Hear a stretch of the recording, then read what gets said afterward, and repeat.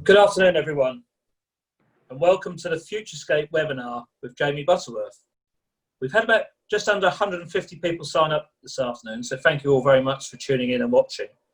Unfortunately, as a lot of you know, we had to postpone FutureScape to spring back in March for good reason, obviously. It was extremely disappointing for all of us as we had a fantastic seminar program built and an excellent array of exhibitors. One of these being Jamie, as he was planning to use the event to launch his new additional business, Form Plants. As most of you know, Jamie launched Butterworth Horticulture in 2018, which has now gone from strength to strength.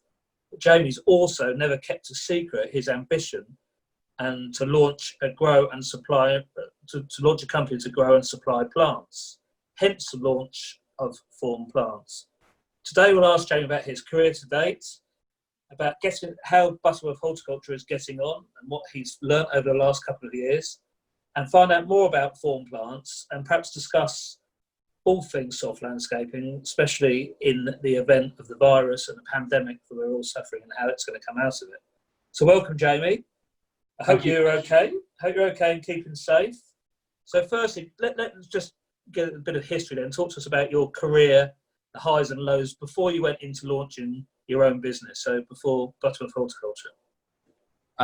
So yeah, thank you first and foremost for having me. This is brilliant and quite surreal, actually, being able to talk to loads of people in the industry that we all love dearly, and hopefully quite soon we'll be able to catch up every day. Hopefully at the new FutureScape summer, or whatever it's going to be called, in a few months' time. But for the moment, it's fantastic that we're joined by so many people. And yeah, thank you for having me.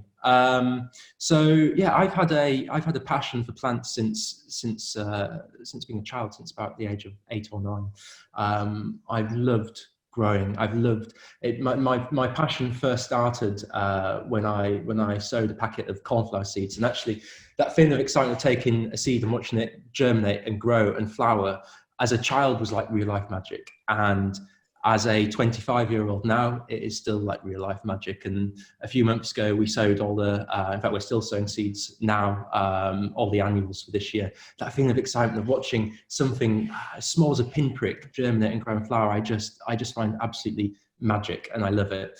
Throughout my childhood, I experimented growing all kinds of different plants. I had an allotment at my grandparents' house in Wakefield, where I grew loads of vegetables, and I grew exhibition vegetables. I've always been incredibly competitive, but I've always been rubbish at anything that's normally competitive, so sports and anything like that. So I used to grow exhibition carrots and onions and potatoes. And when I was 15, I had the longest carrot in Wakefield, and that's probably still my big. Great claim to fame. I think, yeah, that's one for the Tinder bio, I think. No, I'm just joking. So I loved growing plants, and then started growing flowers. When I was 16, I was a finalist on BBC Three's Young Garden of the Year, where I came 4th out of 4. So that wasn't quite as good as the current achievement, but it was still a lot of fun. And what that did was introduce me to 2 fantastic, wonderful people called Alex Denman and Chris Collins, who were the judges on the programme. And Alex very kindly invited me down to Chelsea Flower Show the following year. So when I was 16 years old, and I remember I'd never really been down to London, so I got the train down myself and got the tube across. And I remember walking into the showground at Chelsea on the Wednesday, I think it was, and just being absolutely bowled over by the place. The atmosphere was electric, the plants, the people, the gardens. It was insane. I loved it. And there and then I went, this is where I want to be. This is where I need to be. This is who I want to be. I want to be here one day. I want in whatever capacity. And sort of made it my mission there and then to be there. I went and studied at Askham Bryan College in York. And whilst I was there, and whilst I was still at high school, I worked at a plant nursery in Wakefield called First Impressions, which I think is still going. So they do bedding plants and perennials in 2-litre pots. So I worked there for 3 years and loved it with my boss called Paul, who was an absolute brilliant mentor. I was then very lucky to get a position at Wisley Gardens as a trainee on the diploma. through Matthew Pottage. He was actually one of the other contestants on Young Gardener of the Year, so he invited me down to Wisley, and I fell in love with Wisley, and I was like, wow, I love it down here, this is amazing.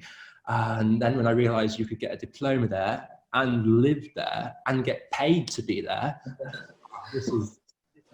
this brilliant. So I spent 2 years there, and they were two of the happiest years of my life, actually, living, working and studying at Wisley Gardens. Anybody that's coming through college or looking to go into horticulture, I would highly, highly recommend the Wisley Diploma, or any of the other diplomas, Q, or doing any of the special programs there.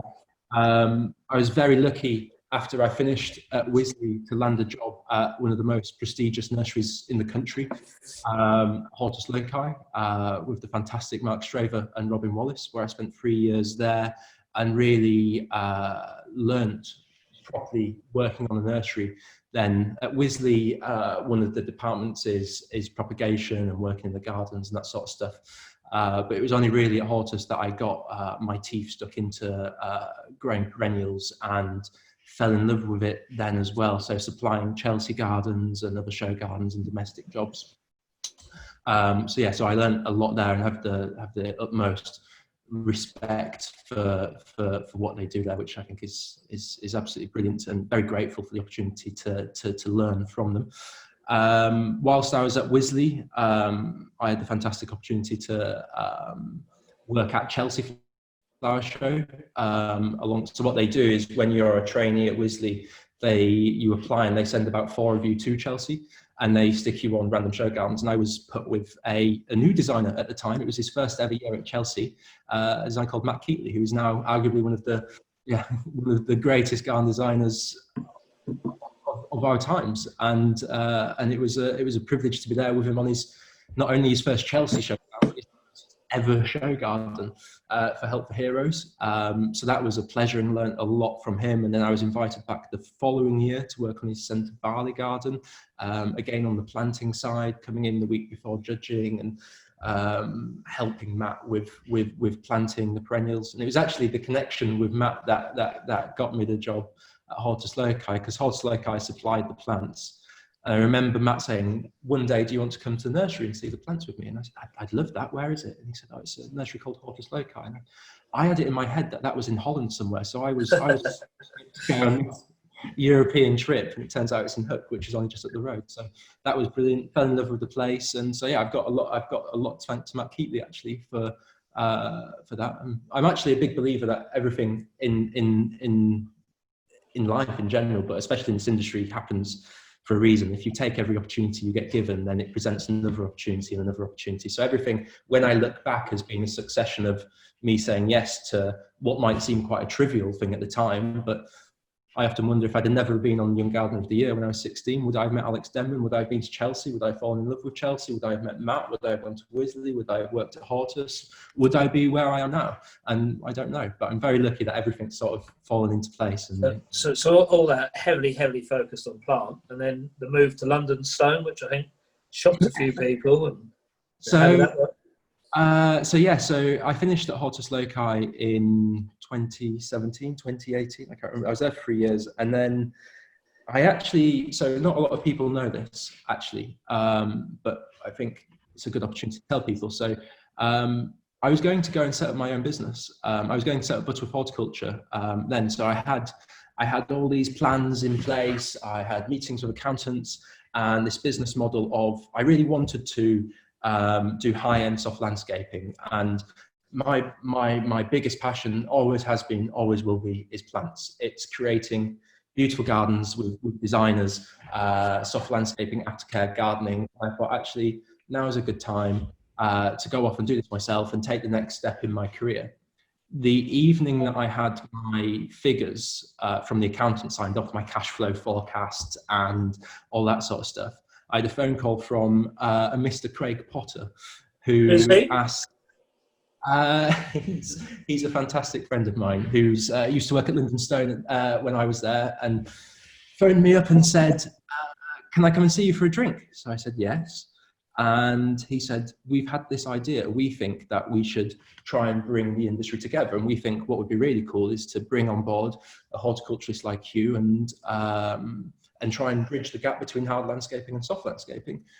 And I said, I'm going to stop you right there. I've got this business plan. I've got these cash flow forecasts ready to go. And Craig, being Craig and does what Craig does best, he talks me into it. And actually, it was by far the best decision I've ever made in my career going to London Stone. It raised a lot of eyebrows. There was a lot of questions. I remember being at FutureScape Autumn, and you very kindly gave us a seminar to talk about what we were doing. And it was very ambiguous to start with. In the industry, not a lot of people knew what we were doing, but by the end, it was so well received. And I remember how fantastic it was to be able to go to designers and they would talk about their stone requirements and I'd give them advice on plants. We did so much educational stuff with colleges, with the APL, with Barley Go Landscape. In a 12-month window, we did. I'm very proud of the work we did there, and they're continuing to do. But that aside, from a personal point of view, what the year at London Stone did was it showed me how to run a business. I was sat opposite Steve Wally in the office in Slough for a year, and that man is an inspiration. And I was privileged to be able to just watch him and learn from him how he runs a business, how he goes about his day-to-day runnings, how you manage a supply chain, how you manage your cash flow, how you manage a team. And what he taught me to complement what I learned at Hortus Loci about plants and growing plants has very much led to the incorporation of Butterworth horticulture as we know it today, and then Fawn Plants. So I would say if I hadn't have gone to London Stone, I genuinely don't know if we'd be in the same, as a company, in the same position that we are today. I think we would be a lot smaller, and I'd still be learning, but I don't know if we'd even still be here. I mean, it's managing cash flow as a young business, isn't it? So talk about Butterworth horticulture then. So you're just approaching your second year? Yeah, so we're 18 months old now, I think. So it started off with just me, and the whole ethos for Butterworth horticulture was my passion for plants and being able to work with garden designers, architects, landscapers, and end clients even through Butterworth horticulture in just creating the best soft landscaping solutions possible. So we have four sort of assets of the business, four parts of the business.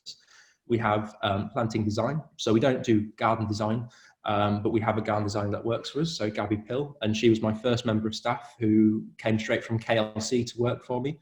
And what we do is we work with garden designers on their planting plans. In some cases, they send us a planting plan and we spec it up, or we help them with plants for locations and all that sort of stuff, which is brilliant. We had a plant supply arm, which is now Fawn Plants, but for the last 18 months, Butterworth horticulture, the supply arm. So we would then supply and curate or try to create the best plants for those projects as possible, using our contacts across the UK and Europe, so we could deliver the best quality plants as well. We then had we have a soft landscaping department, which is going from strength to strength, and we now have a director of operations, Alan Williams, who runs the soft landscaping side and is absolutely growing it fantastically. So this week the boys are down on a job on the south coast. Next week they're on a job in London. And we're just all over the place, which is brilliant. And that is everything from soil preparation to large tree planting. So we planted loads of major big specimen 12-meter trees last year, which is amazing fun, all the way down to a little bit of turf for clients in smaller gardens. So we do everything soft landscaping. And then we've got an aftercare division, which is headed up by Dario, who is a huge asset to the company as well. So he's come over from Milan and is one of the best horticulturists I've ever worked with. So he runs the aftercare team. Most of our gardens are in sort of Notting Hill, Kensington, central London, which is great. So we found a nice little niche of gardens there that we look after. And actually from a business point of view, it's the aftercare that is actually probably one of our most profitable sides of the business. And I think when you speak to a lot of design and build companies that offer aftercare as well, it very much seems like aftercare is the bread and butter. The design jobs are great, and the big planting jobs are fantastic and exciting, but they can be risky. The profits can be big, but equally the losses can be horrific if you get it wrong. If you dig down and you discover a World War II bunker, which we have done, if you the soil is 20 centimeters deep and you've got bedrock underneath it, it's solid clay, the drainage, it can be a nightmare, as I'm sure any landscaping company will tell you. So the whole idea was, with these 4 departments, we would be able to offer a one-stop solution for all things soft landscaping. And if we were involved in all parts of the process, so even if we just get to see the design and sign off on the design that the designer's done and say, we're happy that those plants would survive in this location, if we supply the plants, install them and look after them, we will guarantee the plants for the length of the time that we look after the plants afterwards. Because what we're saying is everything is on our shoulders. We are that confident with our team and what we're doing. We're supplying the best quality plants. They're fully traceable. They're from the best nurseries across the UK and Europe. They've been planted to the highest standards. The soil prep's been done properly. The irrigation has been done by us, so we know it works. And then we're looking after it. So if anything goes wrong, put our hands up, we'll replace it, whether it's a £20,000 tree or a £3 perennial. It's on us. Jamie, I'm just going to butt in here because Steve Wally's just offered to put some money towards perennial. If I ask you one question, we have to have a true answer. Oh my God. What was your nickname at London Stone? Janet. And why? Explanation? I can't even remember why it was. Oh, I do know why, and it's not a story I can tell on here. When we first set up, so what I was saying about when I first joined London Stone, there was some, what can we say, negative reactions from some people in the industry who didn't quite understand what we were doing. And one designer in particular didn't like it very much. It's a designer I've never really worked with before, but he'll know who he is and Steve knows who he is, and I can tell you afterwards. But he sent a tweet and said, I used to like London Stone, but not now you've employed Janet Butterbum. Okay, Janet, let's get back into... What did Steve say he's going to donate? That's a £500 donation, surely that? Yeah. Sorry. So just going back onto that maintenance side of it then. So would you only maintain gardens that you've been involved in from the start, or would you? No. We in fact this week we've taken on 3 new aftercare contracts, and they vary from a 14-acre estate in Hazelmere through to tiny little gardens in Wimbledon and Wandsworth, and we will aftercare, I think, is an area of the company that has potential to really grow, to the extent that we're actually recruiting another horticulturalist or 2 to come work for us, and we're actually just about to purchase this week another van, which will put us up to 3 vans now, all going and doing aftercare and soft landscaping. So yeah, we would very much take on more aftercare, and what we found was that there's not really that many aftercare companies out there. There's a lot of mow and blow companies. There's a lot of people that will come in for £100 a day, blow your garden, cut your grass, and that's fine.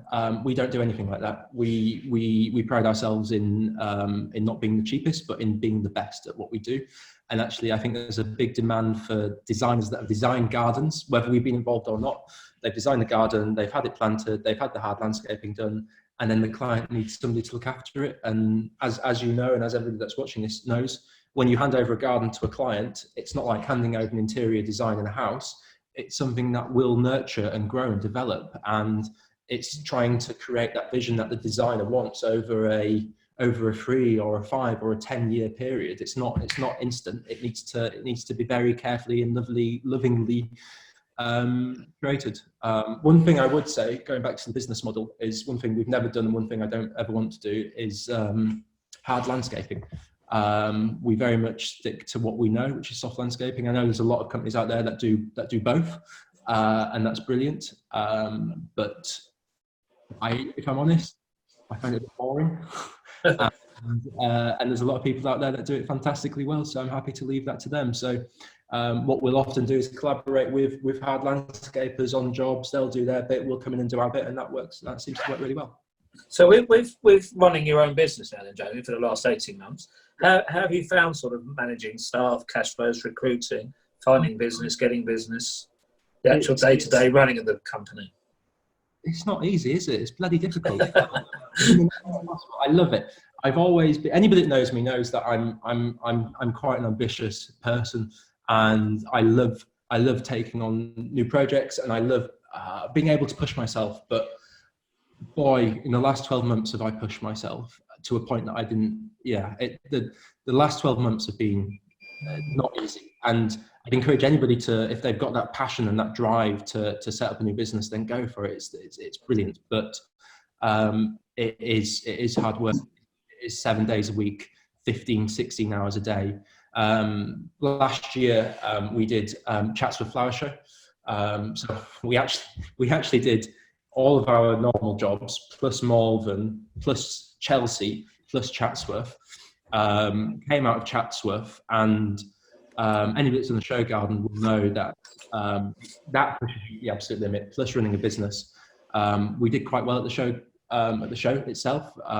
We got the medals that we wanted to, but the week after that, I looked at the numbers, and we'd spent 40 grand more than we should have done at Chatsworth.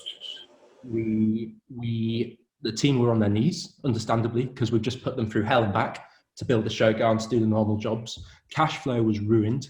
My girlfriend at the time, who I'd been with for 4 years, left me. And I remember coming home and sitting in my apartment and going, shit, this really isn't very good at all, actually. Maybe I should have stuck off at London Stone or at Hortus and took a salary and had it quite easy. But actually what I learned then was really how to run a business. And when times get tough, you learn quicker than you ever will. And we got through it. And thanks to people in the industry who have been there to support us, people like Steve Wally and Mark Strover, who were always there on the end of the phone to answer questions and give guidance, and yourself as well, and the team at Pro Landscaper who were brilliant, and especially my team who. We've got a very modest team. We're up to 9 people now and still recruiting, but they have been phenomenal from start to finish.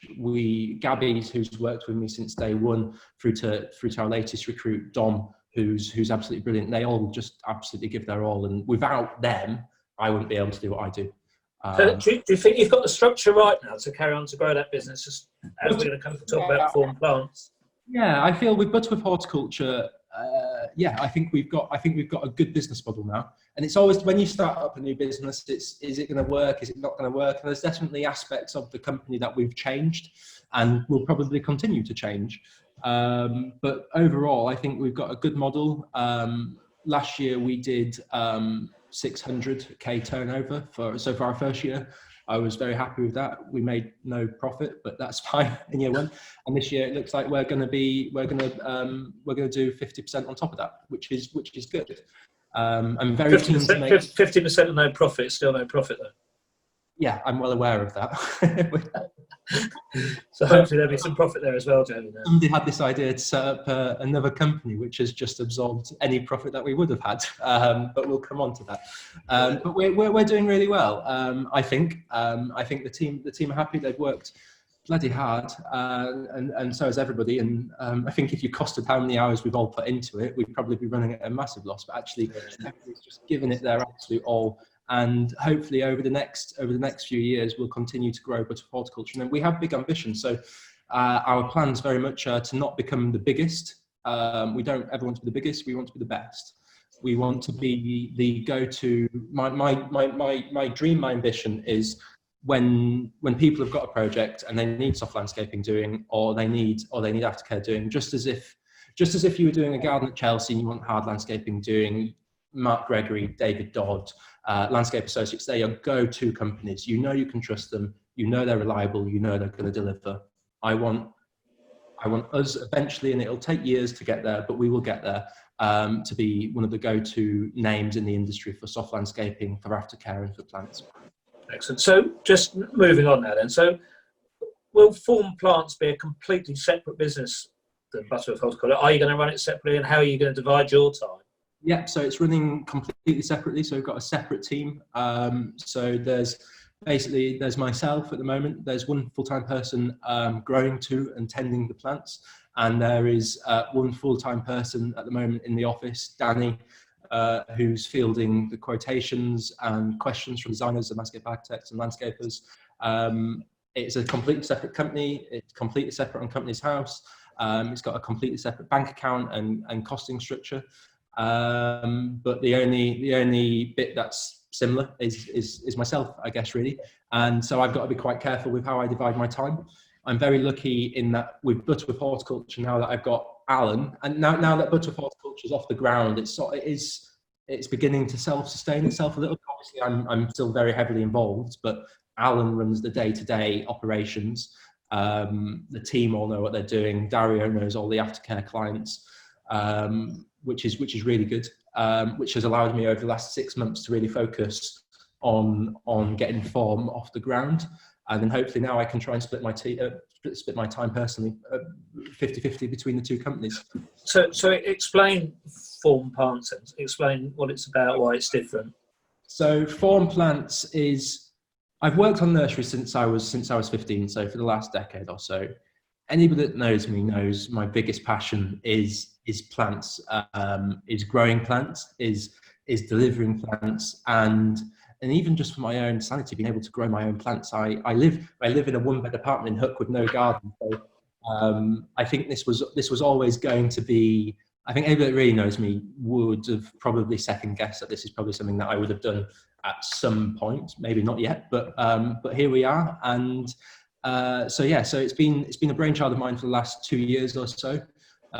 When we set up Butterworth Horticulture, one of the long-term plans for Butterworth Horticulture was to always have our own capacity to grow plants for our own projects, but then also for the designers that we work with. Because although Butterworth Horticulture does the 4 aspects, there's some clients that we just do planting design for. There's some clients that we just supply for, and they very much they very much do the rest themselves, or we come and do the aftercare. So we wanted the supply side to be a standalone company long term, and that's where we're at now. So over the last 6 months, particularly, myself and the team have really got it off the ground. And here we are. So this is one thing that we've spent the last 6 months working on. So Gabby, the designer that works for me, has been designing this brilliant brochure. We've got a fantastic website, and the whole ethos of Form is to continue with Butterworth Horticulture in supplying the best quality plants with the best customer service possible to garden designers, landscape architects, and landscapers. We are trade only. We have no intentions or plans ever of really going into the retail market. That doesn't interest me. We very much leave that to the designers. And what we wanted to do with Form was really try and revolutionize the way that this plant supply industry works, in that not that there's anything wrong with how it all works at the moment, and we have lots of fantastic nurseries across the country who I'm sure are watching at the moment and do a brilliant job, and we buy from very often. But what I really wanted to do was and be quite open about this, do what London Stone have done in the hard landscaping sector and the paving sector, in really trying to make the market a lot more competitive. And the way that London Stone have created their brand, their ethos for quality, for pricing, but particularly for customer service, is one that we wanted to try and replicate in the plant supply world. We don't want our clients having to wait 2 or 3 weeks to get a quotation back. We want to try and make sure it's instant. We want to try and make sure if a client wants their plants tomorrow, they get their plants tomorrow. We will move heaven and earth to try and deliver whatever the garden designer wants within realistic terms, obviously. So the brochure, for example, is very much, it's a tool that London Stone use. They have their brochure every year. It works fantastically well for them. Designers take it to clients. They showcase the different options, and that's what we wanted to do with this. So this is a brochure that designers can take with them to their clients, leave it on the coffee table, and it's there as a mood board. It's there to sort of inspire end clients and show them what's available. And then the other thing that we wanted to do as well was have a fully costed, fully transparent availability list, so that designers at any point can access our stock levels, see what is available, and see what those prices are. So again, rather than waiting 2 or 3 weeks to hear back, have we got these taxostomes? Have we got these geraniums? They know what we've got. We can source as well. We are definitely one thing that we're definitely doing a lot of is sourcing entire lists for designers using our UK and European contacts. But we wanted to try and make it as transparent as possible. In the same way that London Stone are very transparent about the way that they try and keep the prices as low as possible. They're looking at their third year of a price freeze. That is what we want to do as well. Wherever we can save costs for the end client so that we are competitive, we will. But at the same time, not compromising on the quality and the service that we do. So you're talking about a fixed rate card then, are you? Fixed pricing, so everyone know what they pay at any time of the year or any time of the season? It changes basically per batch of plants. So every time so for example, we had another 6,000 perennials delivered yesterday, which are being potted on today.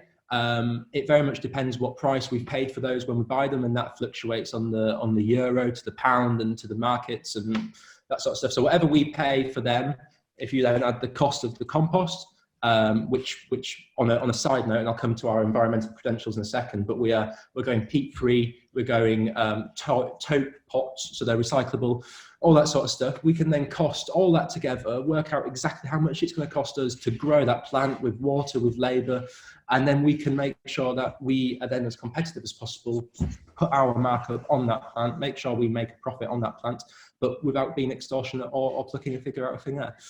So for that batch of plants, if that batch of Alchemillas is £3.60, then that will be £3.60 until we've sold out of them. But equally, if we have to pay a little bit more from the beginning, that batch of plants might be £3.80. But and then if we're having source plants in, then it's trying to be as open and transparent as possible.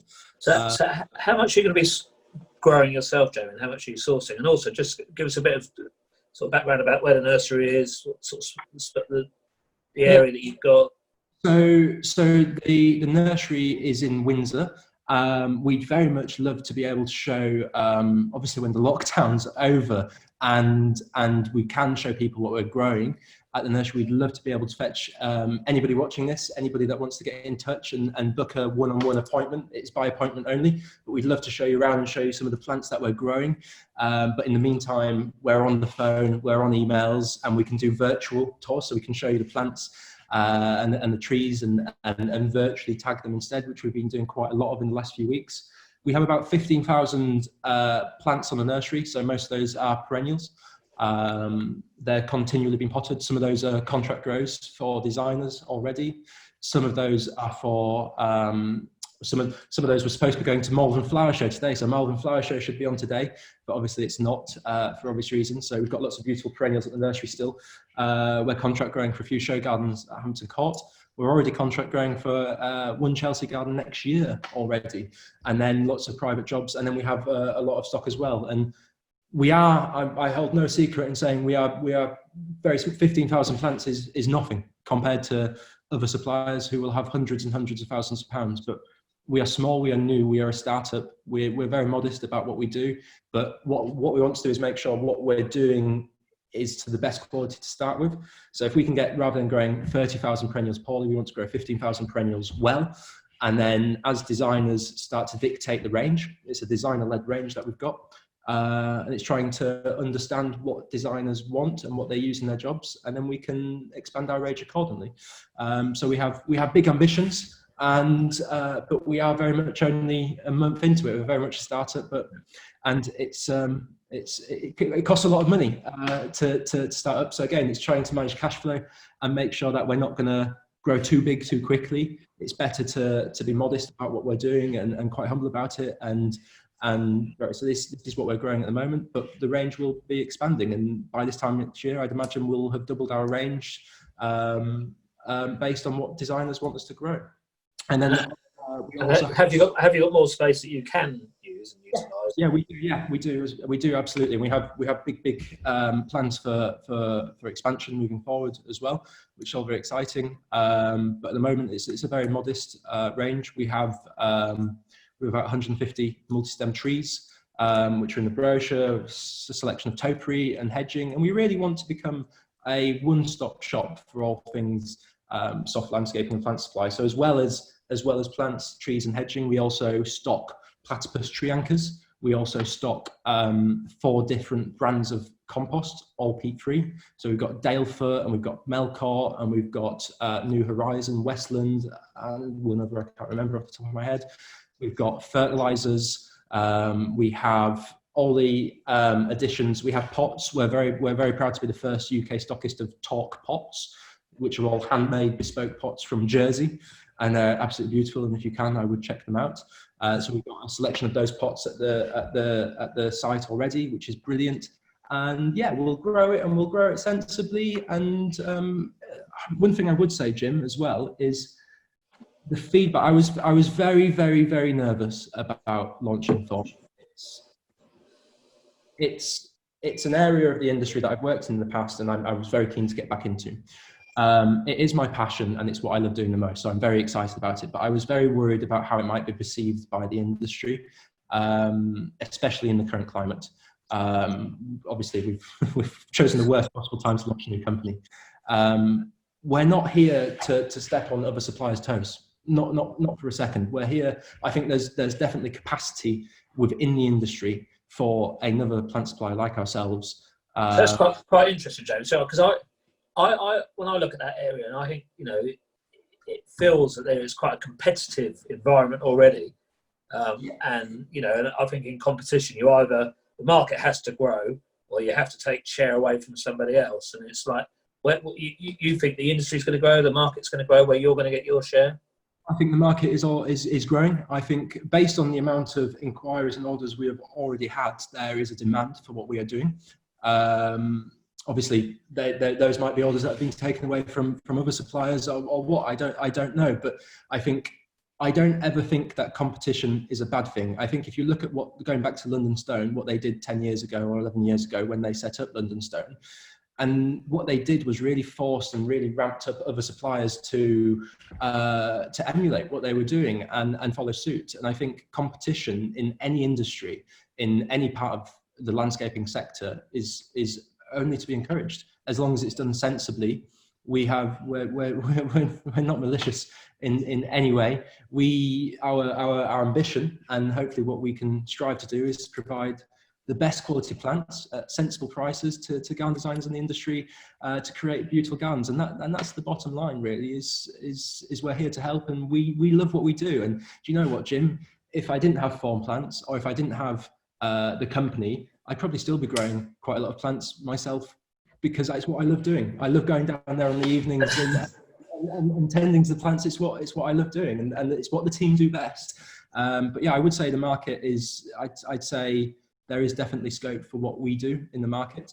And based on the number, there might not be, and we might have got this completely wrong, and in 3 months' time, everybody will go, can you remember that thing that Jamie tried?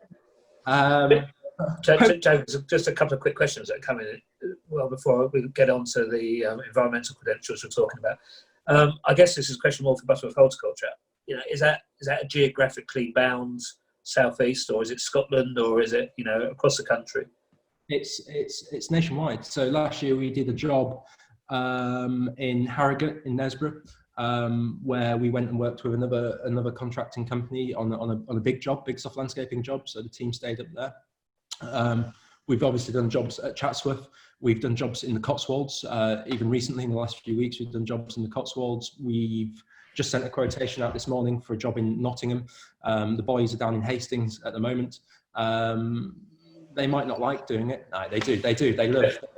The vast majority of our jobs are in central London, but we will travel anywhere. And I quite like that diversity of being able to see different places and see different clients and do different jobs.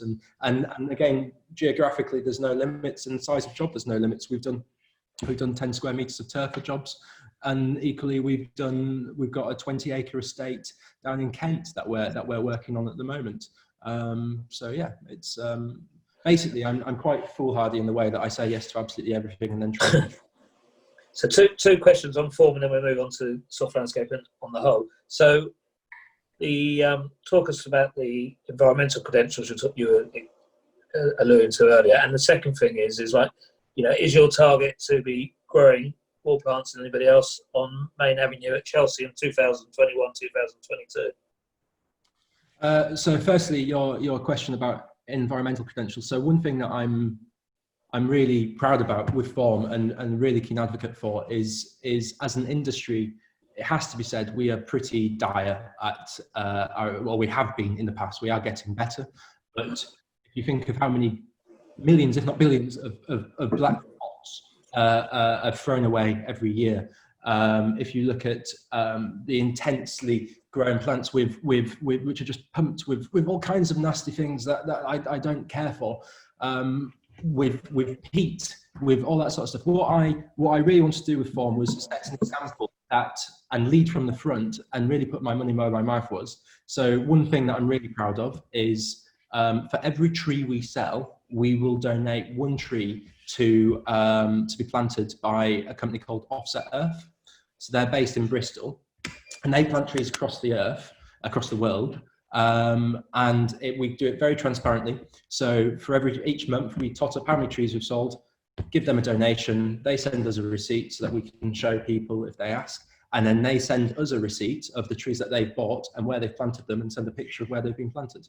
So it's really nice, actually. And we're really keen to have a really positive impact. And there's some things, being completely open and honest, there's some things that we're never going to be able to, or we hopefully one day will be better at. But transport, Arctic lorries coming all the way over from the Netherlands, or our deliveries going into London. It's trying to be as environmentally friendly, as economical as possible. And as soon as there's solutions to that, then we will. But hopefully, with the reason we've gone with Offset Earth is to try and offset a lot of the carbon that we're using through doing site visits, through our vans, through our lorries, through our transports, try and offset as much of that as possible. We're never going to be able to offset all of it. We looked into it. My first big idea was to try and be the first carbon neutral nursery, the first carbon neutral plant supply in the UK, but it's a minefield, and I don't think it's possible. If I'm honest, at the moment, I don't think it's possible.